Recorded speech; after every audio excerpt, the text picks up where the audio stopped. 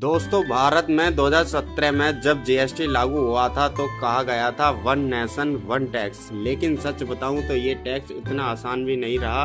4 slab, हजारों अपवाद और हर महीने की खबर, फलाना चीज पर इतना, ढिकाना चीज पर इतना। अब सरकार इतना जीएसटी 2.0 लॉन्च किया है, दावा है कि हर सिंपल और बल्कि फ्रेंडली होगा।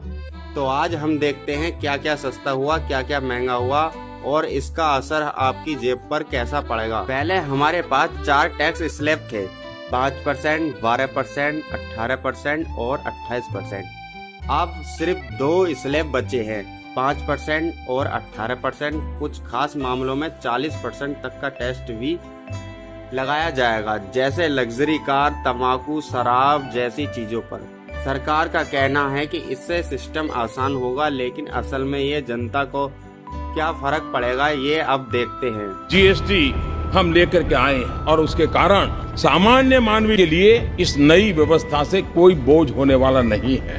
देश की वर्तमान जरूरतों को देखते हुए जीएसटी के ये नए रिफॉर्म्स लागू हो रहे हैं। इस जीएसटी बचत उत्सव में आपकी बचत बढ़ेगी। जीएसटी 2.0 में सबसे बड़ा फायदा आम आदमी रोजमर्रा की चीजों में जैसे मिलना, रोटी, पराठा, कुलचा अब टैक्स फ्री, दूध और पनीर टैक्स फ्री, साबुन, शैम्पू, टूथपेस्ट पहले 18%, अब सिर्फ 5%। कारें और 50 सीसी से कम बाइक 28% से घटाकर 18%। एसी, वॉशिंग मशीन जैसी इलेक्ट्रॉनिक अब 28% से 18%। और लाइफ इंश्योरेंस अब बिल्कुल टैक्स फ्री।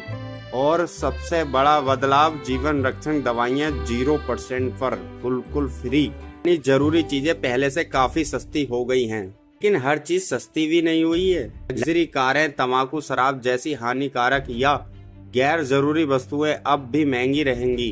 कई मामलों में तो इन पर 40% तक का टैक्स लगाया जाएगा। सरकार ने आम आदमी को राहत दी, लेकिन रिव्यू वसूली अमीरों और लग्जरी से ली जाएगी।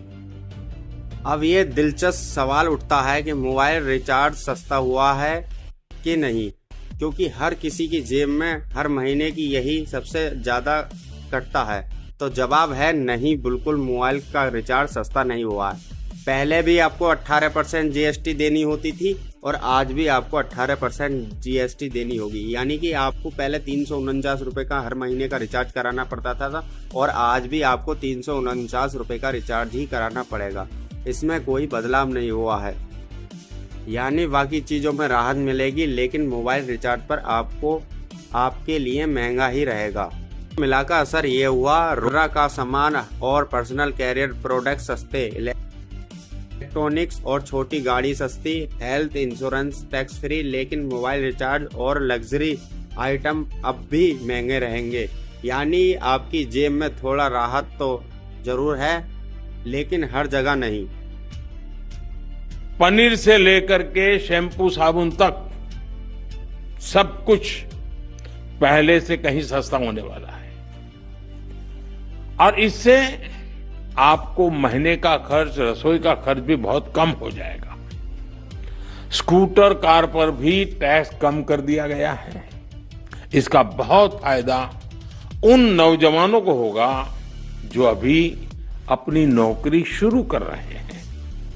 सरकार का दावा है जीएसटी 2.0 टैक्स हो गया है, लेकिन असली सवाल ये है, क्या सच में सिंपल हो गया? 2017 में भी ऐसा ही दावा किया गया था, लेकिन बाद में इतना अपवाद और क्लॉज जुड़ गया कि चार्ट अकाउंट टैक्स तक परेशान हो गया। तो 2 स्लैब देखकर कि आसान है, लेकिन आने वाले वक्त में ये कितना साफ रहेगा ये देखना होगा।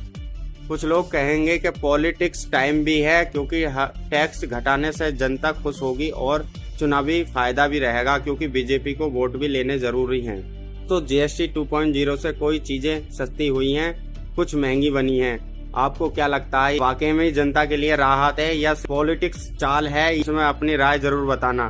क्या मोदी ने इलेक्शन की वजह से अपने लिए जीएसटी कम की है, इसलिए है ताकि जनता मुझ पर बनी रहे और वोट मिल जाए?